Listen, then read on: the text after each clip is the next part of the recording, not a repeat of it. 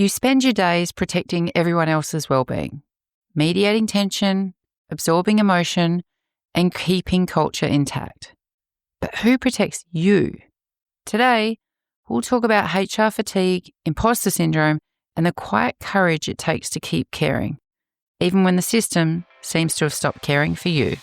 Welcome to Reimagining HR with Trina Sunday, the rule-breaking podcast where we challenge our thinking and our current people practices. This podcast is for time-poor HR teams and business leaders who are feeling the burn, lacking laughs, and not feeling the love. I'm Trina, your host, and I'm here to cut through the BS, explore different ways of thinking, and create high-impact HR functions. Because happier, healthier organisations are better for our people and our bottom line. So if you are keen to flip traditional HR on its head, hit the follow or subscribe button so you're the first to know when new episodes drop. I'm here to help and also to shake things up. So let's get started.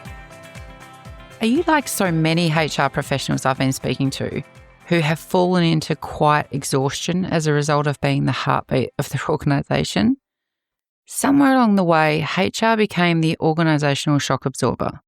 We carry the secrets, the stress, the expectations, and we do it with grace, or we try, because that's what professional looks like. But let's be honest, HR isn't superhuman. We're just really good at pretending we are. The research calls it people fatigue, or calls it lots of things actually, but a lot of research calls it people fatigue. You know, the emotional exhaustion that comes from caring for others while neglecting yourself. It's not just stress, it's trauma by accumulation. As trauma-informed leadership expert Katie Kurtz says, trauma is the body's response to being overwhelmed by stress. And HR, we're living in a constant state of overwhelm. We've become first responders in the modern workplace, supporting people through mental health crises, grief, restructures, toxic teams, cultural reckonings, often while facing the same uncertainty ourselves. And that's the paradox, right? We champion psychological safety for others while often operating without it ourselves. We tell leaders to show vulnerability, yet we mask our own fatigue behind a professional smile. We preach boundaries while working weekends to keep up. The truth is simple and confronting. You can't build safe workplaces if you don't feel safe yourself. So let's call it what it is, right? HR fatigue. It's not the kind of tiredness a long weekend fixes. It's that bone-deep depletion that comes from holding too much for too long. You're carrying other people's grief and frustration and fear while juggling the dual role of business guardian and human advocate. The fine line, remember that? And the moral distress is real. When the needs of the business clash with the needs of its people, HR becomes the friction point. We become the friction point. Add in resource constraints, the lean teams that are asked to do more with less, and it's no wonder HR is quietly burning out. You're seeing people leave HR right now because traditional HR isn't sustainable for them anymore. And then there's imposter syndrome, the quiet voice whispering, am I strategic enough? Do they even see the value that I bring? Well, let me tell you, if you've ever asked those questions, then you're not alone. You're the one helping everyone else feel seen, yet you might rarely get the same grace in return. And here's the reframe that I want you to hold. Feeling depleted doesn't make you weak. It proves that you care deeply. And caring, true courageous caring, is your competitive advantage. But care without boundaries, that's just plain martyrdom. And martyrdom has no place in modern HR. So how do we start building safety for ourselves? How do you start building safety for you? Not as a reward for surviving, but as a requirement for leading. And there's a few things that I've drawn from my work with brilliant HR thinkers and my coaching clients, some trauma experts and change makers who are doing this work every day. And one of them is the courageous check-in. I would really encourage you to do a courageous check-in every week. Like, ask yourself, what am I holding that isn't mine to hold? Where am I pretending to be fine? And who can I talk to safely about this? This isn't indulgence, it's maintenance. You can't pour from an empty cup. And HR's been refilling the kettle and it's boiling. It's boiling. And I think about check-ins and I think about this notion of courage. And I think about psychologists who have psych supervisors, right? They can emotionally unload, debrief, share some of their worries. We don't have that in HR.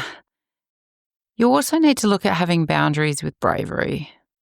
Like, when everything feels urgent, nothing truly is, right? You would have heard that before. Draw a small circle on a page. Inside the circle, write down what truly matters this week. Outside the circle, what's just noise dressed up as a priority? What are your most important actions? Put them in the middle of the circle for this week.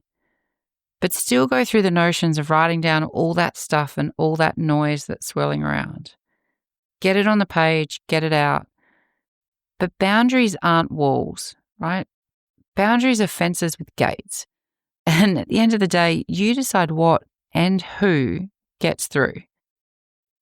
You can do an ally audit to look at the people who are absolutely going to help you on this journey in HR. Allyship is everything. People that have your back, that know what you're going through, and they're invested in you. List the people who refill your energy, your mentors, peers, or friends who just get HR. And reach out to one every fortnight, like every 2 to 3 weeks. Reach out to one of those allies. It's not networking. It's kind of how you might regulate your nervous system.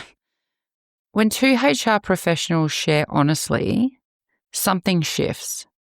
My community is everything in my survival in this profession. And when I see 2 HR professionals really connecting over what they're going through, you see exhale instead of performance.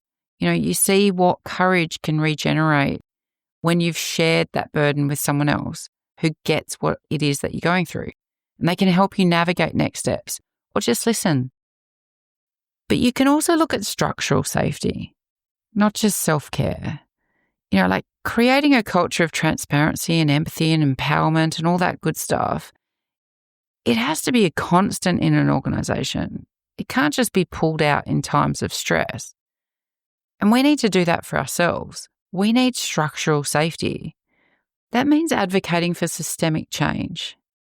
What does that mean? I think of things like HR mental health days, shared debriefs after crises, coaching supervision, and realistic workloads.